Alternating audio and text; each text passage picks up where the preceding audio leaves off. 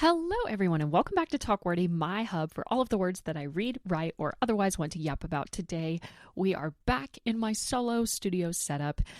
Feeling like a pop star right now, very Hannah Montana, but I am coming to you guys with a very, very special episode. If you don't know, I have been writing a Dancing with the Stars inspired rom-com for over 2 years, and I went on submission as of the day that I'm recording this 6 days ago, almost a week. 5 days ago? 6, 5. One of the two. Not even a week is what I need to get at. Not even a week I've been on submission with this project, and I am so flooded with anxiety. But I love this project so much, and I love its sacred source material, Dancing with the Stars. If you don't know, also, on top of me writing a Dancing with the Stars inspired rom-com, I am an OG Dancing with the Stars super fan, stan. I live and breathe Dancing with the Stars. You guys, I have been watching this show since 2005. I remember my mom would watch the show live on cable, and I would see it in passing, and I was taking dance classes at the time, and I was just so entranced. And one day, I was going to dance class, and there were cameras everywhere, and I had no idea what was going on. I was just trying to get to ballet class, and come to find out that leaving my studio, because there's always classes before mine, my class was delayed by about 10 minutes or so because Cheryl Burke and Emmett Smith were rehearsing and filming for season 3 of the show. And ever since then, and I saw them face to face, especially Cheryl, I was hooked. I needed to know everything about the show, needed to know as much as I could about the style of dance, even though I've never done a single lick of ballroom dance myself. I've just been such a pervasive watcher of it. Yada, yada, yada. You don't need any more of my origin story. So, what you're really here for, because as the title suggests, I went to the Dancing with the Stars tour this year.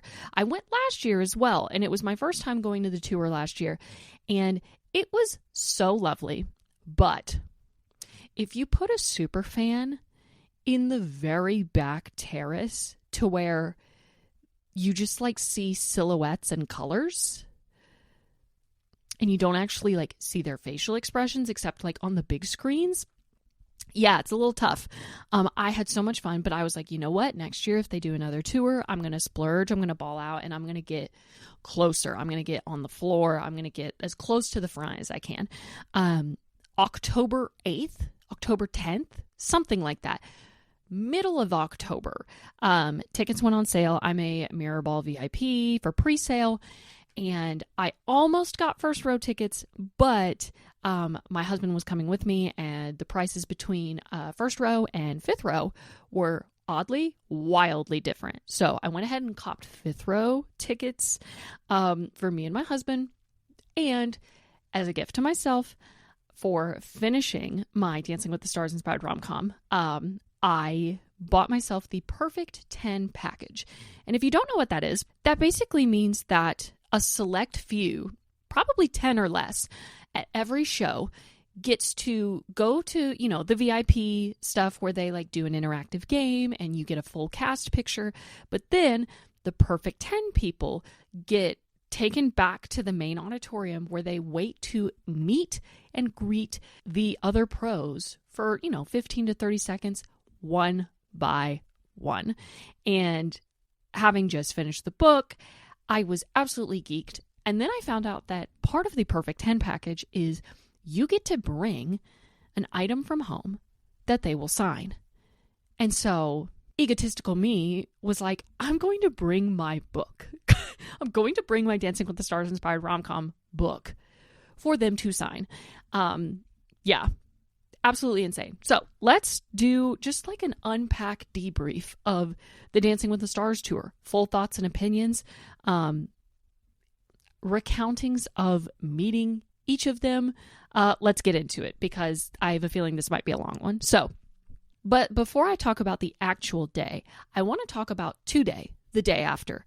Fun fact, because I bought the tickets in October, I waited 7 months to see them on tour. 7 months. Okay. That's almost a full pregnancy. And when I tell you the past few days before my show, I have slept so terribly. I have not gotten a good night's sleep. I've always woken up sore with a crick in my neck, just like not getting enough rest. I also could not fall asleep. I would like shut off my phone and like wind down for the night at like 10 p.m. and my body still wouldn't let me go to sleep until like 12:30 or 1 a.m. I was so excited that my body was mimicking the worst duress it's ever been under. And why does that matter before the show if we're talking about after the show? It's because once the show was over, my body released all of that pent-up stress at the same time. At the same damn time. Two bad bitches at the same damn time. Oh my God. You guys, I took an ordinary lavender Epsom salt bubble bath after the show because I was stinky. Fun fact, our show was also the only one on tour so far that was an open amphitheater. Like the balcony, the terrace was not actually a terrace. It was a lawn. So we were exposed to the elements. What a time. So I was gross. I was smelling gross. I took this bath that I take probably 3 times a week, minimum. I love a good bath. It's my self-care method of choice. I took this bath and I nearly broke out into hives. Warning sign number 1. I went to bed and I had this really weird tingling on my lips. Fun fact, I share genetics with my mother, who is prone to cold sores when she is stressed, as am I. And usually the last several times that I've gotten this tingle all over my lips, I just like covered my mouth in Aquaphor, went to sleep, and it was gone. I woke up and a cold sore has surfaced, you guys. It's the end of the world for me. I absolutely freaking hate having a cold sore. It makes everything uncomfortable. It makes me look ugly and gross, and it's bad enough that I'm in my luteal phase. Heinous. I am not God's favorite right now. Then we have the fact that I can't get this damn eyelash glue off of my eyelids. And so like throughout the day when I'm trying to speak to people or record this video, my eyelids are getting stuck open. So like I'm having a hard time blinking. And then I've had several breakouts across like my face. I have a really bad breakout right here on the side of my face to the point where it hurts. Across my clavicle, on the back of my neck. Like it's awful. My body is wreaking havoc on me. I do not care if this is TMI. I am not perfect. I am not aesthetic. I am just a hot mess right now, apparently. And I thought you should know that I was so stoked to see this show that when it was over, my body completely revolted. The absolute definition of obsessed. Anyways, moving on. So let's get into the recounting of the actual day. So the day before, I spent about 4 or 5 hours out on the town trying to shop for a cute outfit. And I know a lot of people are like, oh, it's like when people take an everything shower just in case, but like delusionally, you're never going to meet these people. I knew I was going to meet these people. And so I was like, okay, I need a cute outfit. These pictures are going to be immortalized forever. I'm going to get all of these framed. So I need to look cute. I went to like 3 different stores. I ordered 2 different sets of stuff from Amazon, returned nearly everything after the fact. But my outfit I ended up wearing was this strapless, somewhat bodycon dress, which, again, luteal phase, that was a bold move. But I do not wear neutrals a lot. Like, I'm trying to get better about wearing neutrals, like blacks and browns and tans and whites. Like, I'm trying to be better about wearing neutrals, but really to my core, that is not me. The closest I got was this outfit. I got a somewhat bodycon strapless dress tube top dress, whatever you call it. It was brown, and it was, it's not lace, but it's almost like netted, like really tiny netted, a little stretchy. It was brown, and it had blue polka dots all over it, like kind of blue-gray polka dots. And it tapered off kind of like tissue paper at the end. It was asymmetrical. I think that's a better word for it. If you're watching this on my YouTube channel, you are seeing a picture of it right now. And then I paired it with these 3-tiered disco ball earrings that very closely resemble the blue polka dots. And I thought it was the cutest fit ever. I was like, okay, maybe I'll get a few compliments, which I did. Maybe it'll get a few compliments, and I'll feel cute, and it'll be fun for pictures. And then I realized I didn't have any shoes to pair with it, or so I thought. Listen, you guys, in a room full of people wearing jeans, I am wearing this dress, obnoxious clay earrings, and my freaking wedding shoes. That is not a joke. I was trying to find a pair of brown shoes, and I owned one pair, and I knew they were going to blister me, and they just weren't the right brown. I Amazon rush ordered like 2 or 3 other pairs of brown flats. Hated both of them. Actually, that's not true. I kept one of them, but I didn't wear it for the actual event. But in my search for brown shoes, I was like, wait, what if I have shoes that are blue? I have some like purple heels. I have some red heels. I wonder if I have anything blue. And that's when I remembered my wedding shoes, my Badgley Mischkas. Is that how you say the brand? I knew they were going to hurt my feet, but they were going to look cute in pictures. And so what I did is I packed a pair of flat white sandals in my clear bag so that once the pictures were over, I would just swap my shoes out. Also, I did not do any of the long haul walking to the venue in those shoes. I had my flip-flops. Personally, one of my best moves of the day. So that's the fit check. We get to the venue. VIP check-in starts at 4:15. We get to the venue at 4.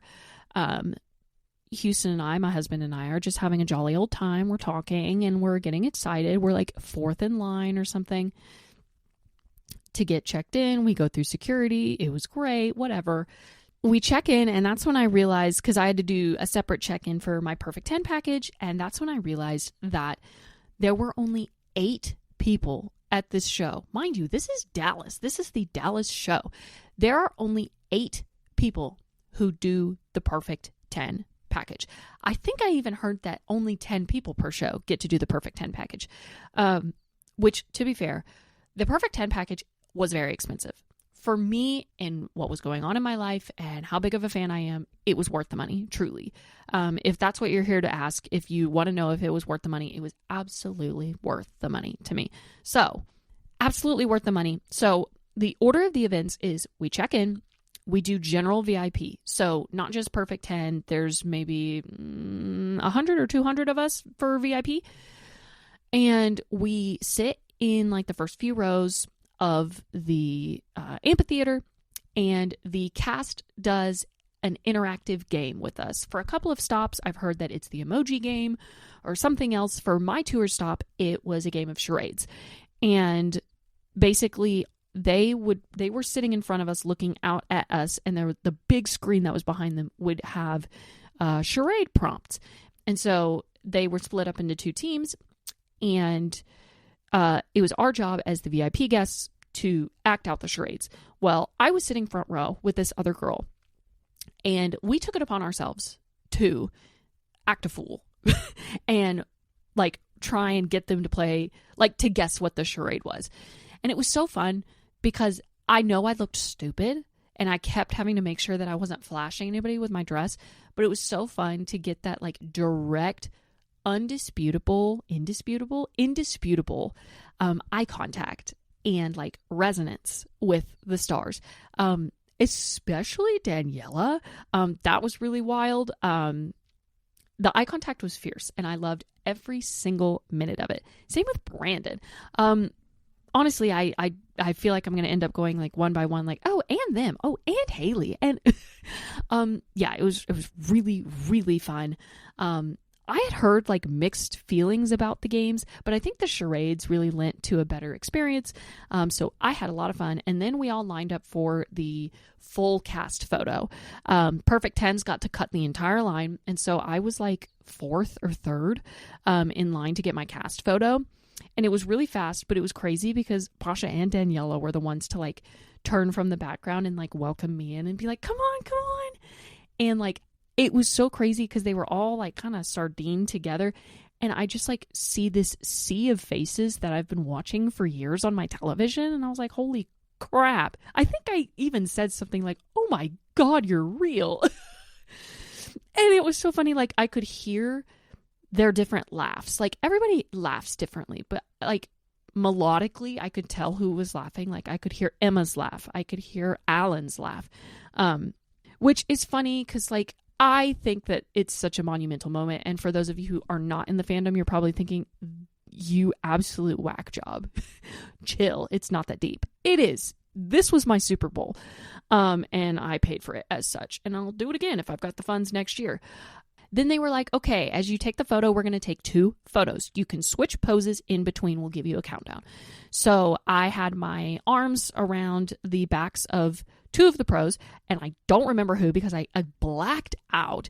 And then the second photo, I did my signature little pose. And again, for my auditory listeners, you have no idea what that is, but go to my Instagram, author Sydney Applegate. The pose that I do in that first picture, yeah, that's my iconic Sydney default pose.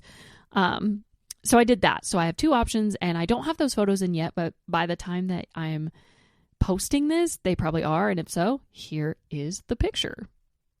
And then after that, the Perfect Tens waited for the rest of the VIPs to go through, and we waited to do the one-on-one meet and greet. And mind you, like I said, as an OG fan, I knew what I wanted to say to them. I had meticulously drawn up a notes app document of what I was going to say to them. And the second they came up to me, Alan was the first one to come up to me. The second that he said hello, I blacked out. Truly, you know how when people went to the Eras Tour, and I went to the Eras Tour twice, do you know when they were saying that people got like happiness blackouts, like happiness amnesia? This was 10 times more crippling because, again, like I knew I wasn't going to meet Taylor Swift. I was just going to be there for the concert. And frankly, I remember a damn good bit of the show. This meet and greet, I am so glad that I was filming on my phone because I went blank. So for your enjoyment, here are the things that I wish I could have told some of the pros before I blacked out. Alan came up to me first, and all I had in my notes app, I wanted to be cheeky because Alan's a really funny guy, and I adore him. I adore all of them, but like he's just always like tickled my funny bone a little bit. And so I so badly wanted to ask him if he was still bitter that the New Directions beat Vocal Adrenaline at sectionals, because fun fact, he was an extra in season 6 for Vocal Adrenaline. I can literally just see him and his previous hairdo singing "We Built This City." I'm so mad. It just left my brain. I'm so upset. And also what left my brain, I don't remember the order that the rest of them came in. Truly, I was just so excited to see them. I think Haley was next. Haley, I really didn't have that much to say because I didn't want to get too crazy. I have watched her dance solos before going on to Dancing with the Stars, like before being recruited to the troupe.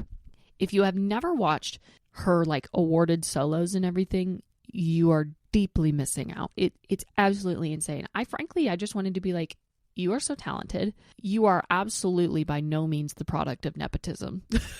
You're not. Like, I don't care if you're Jenna Johnson's niece. You earned your spot. I mean, crazy talent. I secretly wanted to ask Ezra if he could coin a new fake slang phrase. So if you don't know, he played a joke on the older pros, him and Riley. They created a word called quah, Quah. It was a fake slang word to make them feel old and out of touch. And I think it was the funniest thing ever. I mean, it's still a running gag. I wanted to be like, oh my God, you're so quah. But I wanted to ask if he could coin a new term. Kind of like, stop trying to make fetch happen. But really, I wanted to capitalize on the fact that he was one of the pros that had commented on my book before. And I wanted to just be like, thank you for signing my book. And I think he actually kind of remembered. He asked if it was a rom-com. I was like, yes. I'm so stoked about it. Thank you so much for signing it. And he was like, oh my God, thank you for writing it. And he was just awesome. Also, up close, his eye makeup was lethal. Lethal eye makeup. He is so handsome. Holy moly. I said everything that I wanted to say to Danielle Fishel. Very proud of that. Daniela Karagach, I genuinely think I blacked out. Blacked out is going to be a common theme of this. I apologize. But Pasha was before her. Pasha is one of my all-time favorites because, like I've said to several people before, if you ask me who I want to win the Mirror Ball next season, it is between Britt, Brandon, and Pasha. But Pasha is personally one of my, if not my favorite. I think that he is just such a wonderful person as well as a talented dancer, and rightfully so. His wife gets a lot of love. Danielle is incredibly talented, but I feel like he doesn't get the same amount of praise, and so I've taken it upon myself to match the energy. There's quite literally a video of me screaming my lungs out when he enters the stage. Also, he was swagged out during the VIP experience. Holy crap. It was not healthy for me to see him in that state.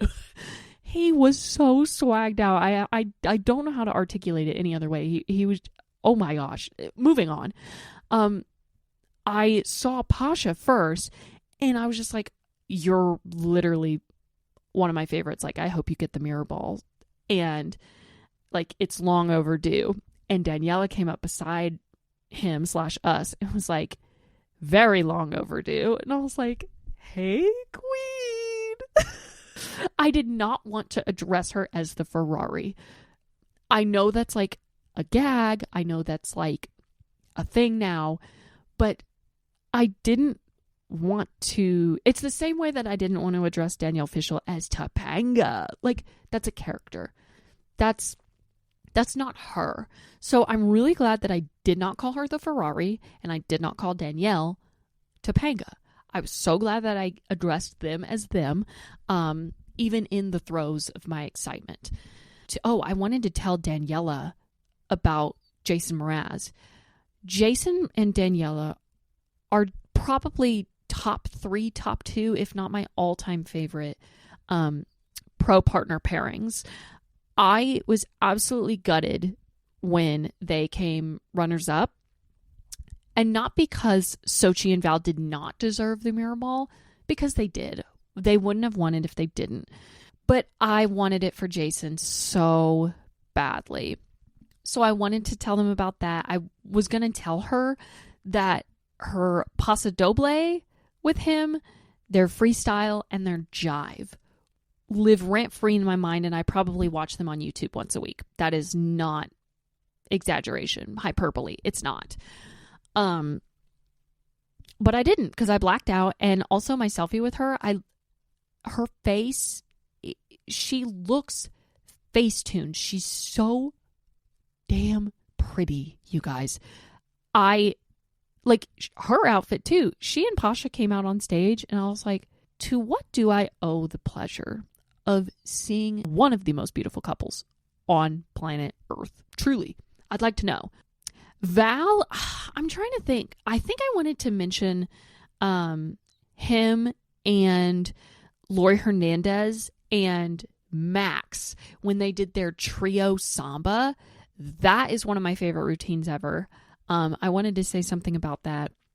But he's just so funny. His TikTok that he posted after the show or during the show when he's like, Dallas, you sexy motherfucker. If you don't follow him on TikTok, you really need to. And then for Emma Slater, I so badly, just because she's so precious and I feel like she's open to anything. I knew that they had signed my book.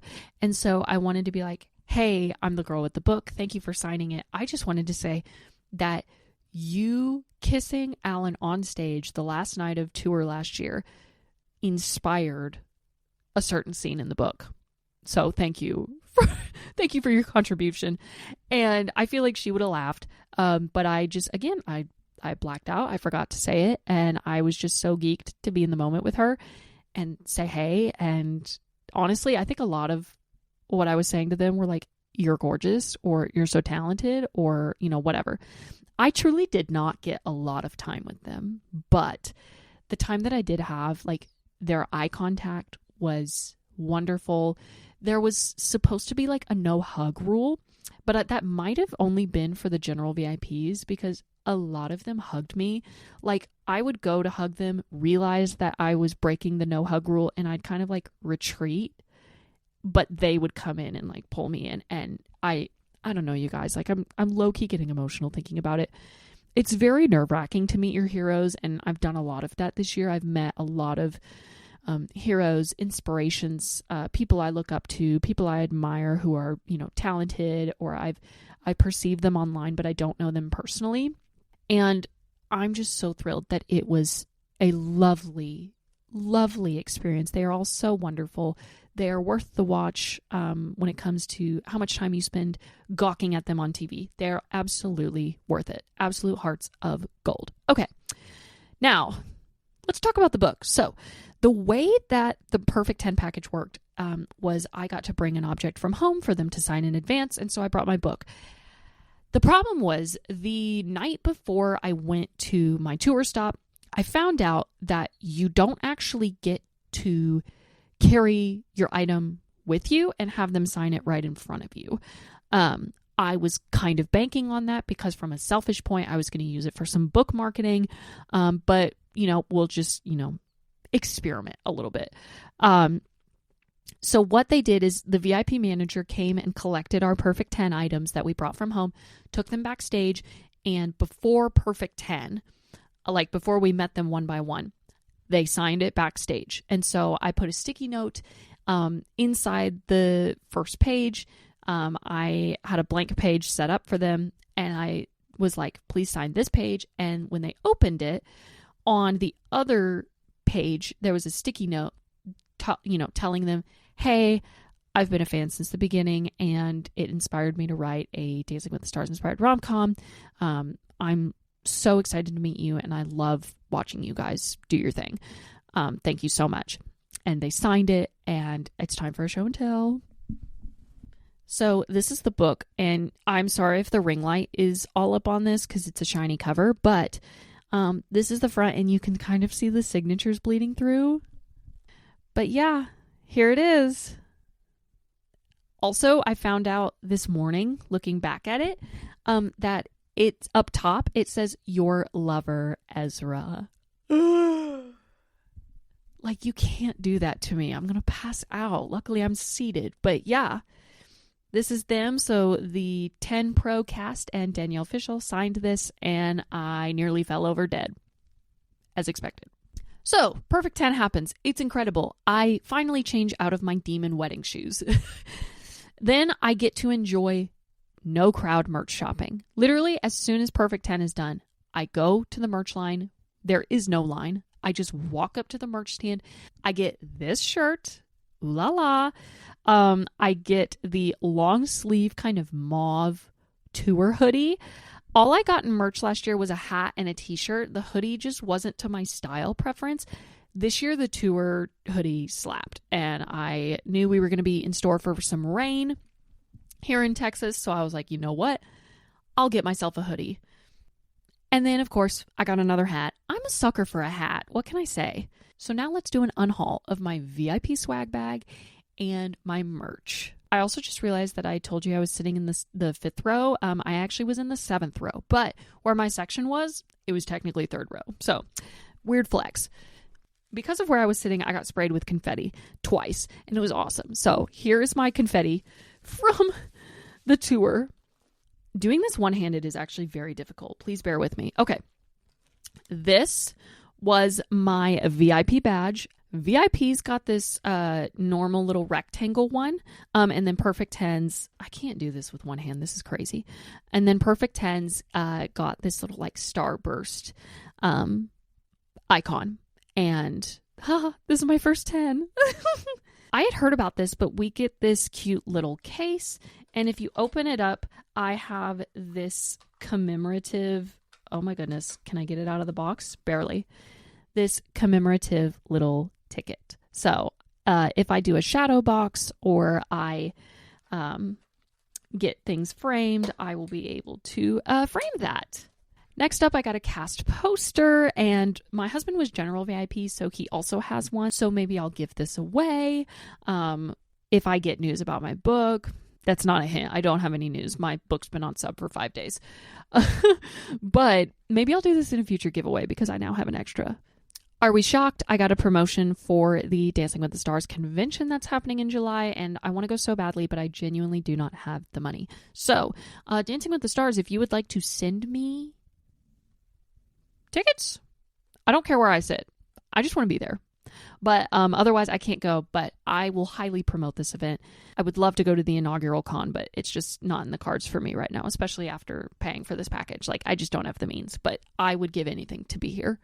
This is something that comes in the Perfect 10 package, so the general VIP does not have this. I have a signed program for the show.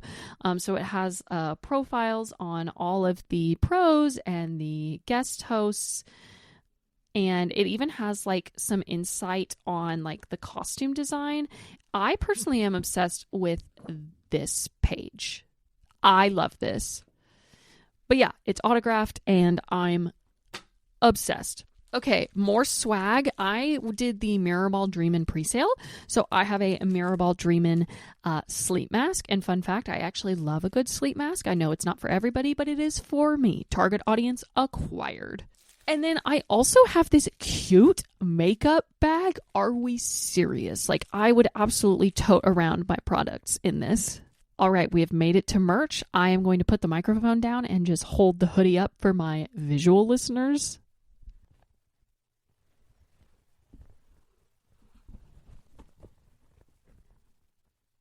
Low-key, the hoodie is giving Olivia Rodrigo vibes. And then this is the hat. It says Live from Hollywood, and it has 2 little disco balls on the back. I love the maroon. My brother is an Aggie, but also I just love this kind of darker color. It's going to be perfect for the fall when I'm wearing sweatshirts, crew necks, hoodies, long sleeves. I love it. The tour hat from last year was green, so now I've got Christmas colors. And then, of course, my clear tote bag that says Dancing with the Stars Live that I will now be able to use for other events that I go to where a clear bag policy is in effect.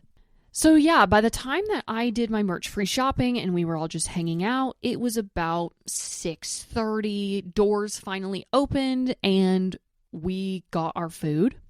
Literally, there was no line. I went and got a soft pretzel and a liquid death.